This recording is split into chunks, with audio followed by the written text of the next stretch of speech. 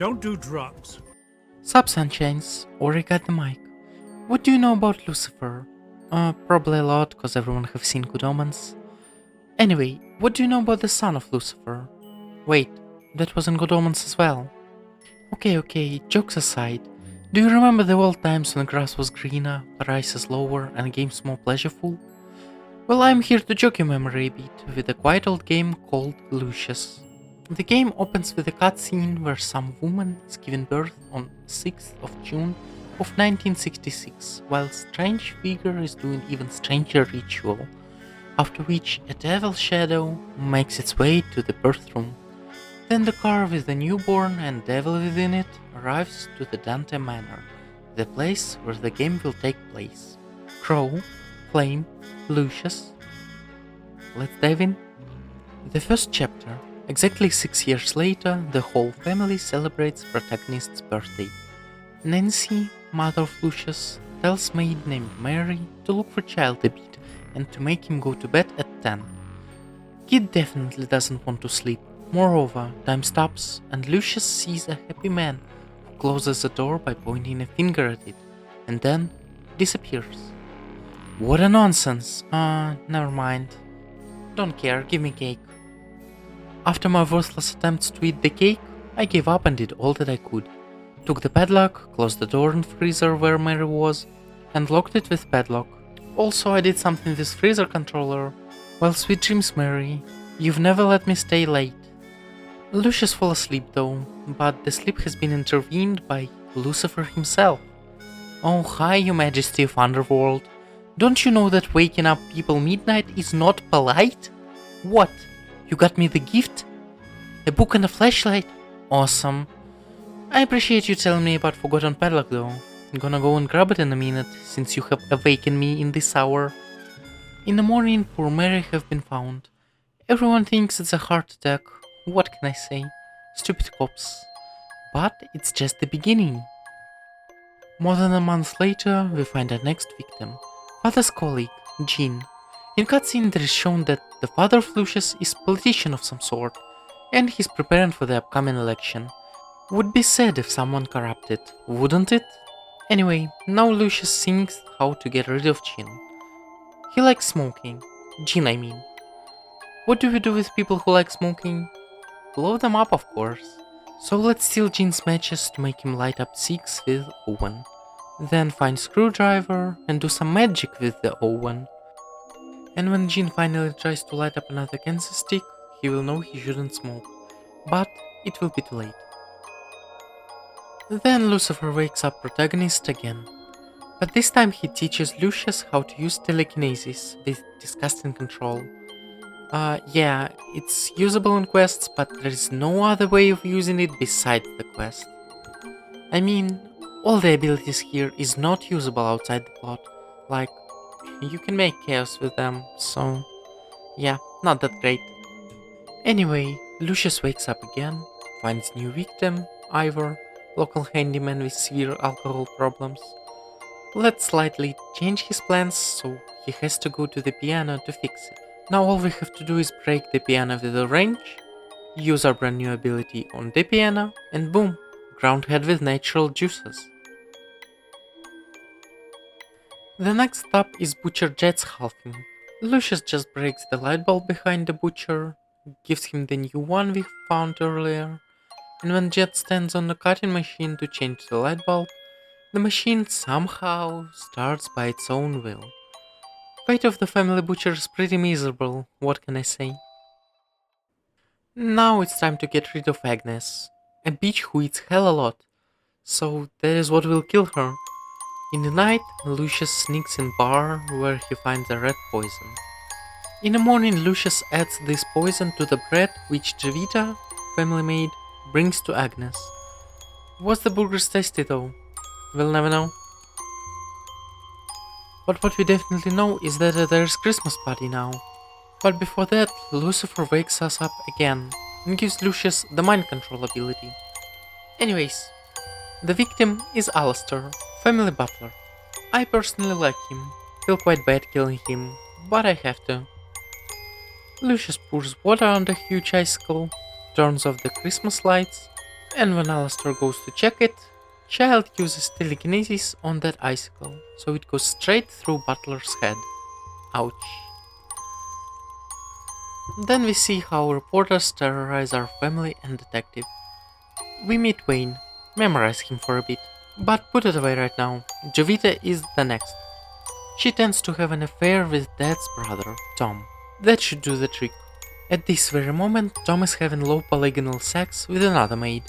Lucius only needs to find a camera and make some photos of this performance. Then put the photos in Jovita's room, as well as red poison and padlock.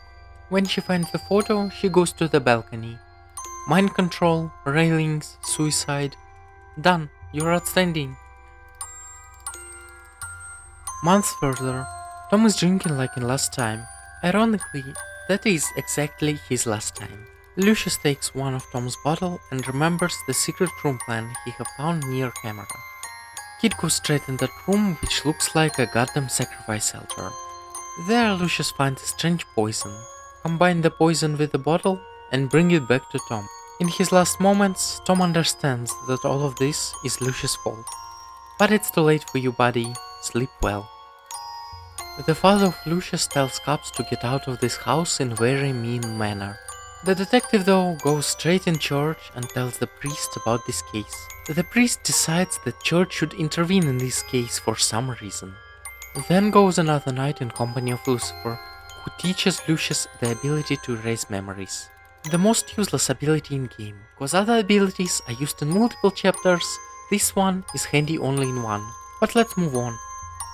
Antonio, the gardener. Long story short, he decided to test the grass cutter with his head. That was not a good idea. After some time, the priests finally arrive, but the grandfather of Lucius doesn't let them in. This old man definitely keeps some secrets. Priests aren't the only guests in Dante Manor today. The reporter Wayne is here as well, but the grandfather gives him a pretty warm greetings with a bottle of wine straight in the head. As for Lucius, he sees the Lucifer again, who gives him the last lesson. Fireball lesson. Yes, now we can set on fire everything and everyone who got in our way. The grandfather wakes Lucius up and tells him to meet in the secret room. Now the stealth mission.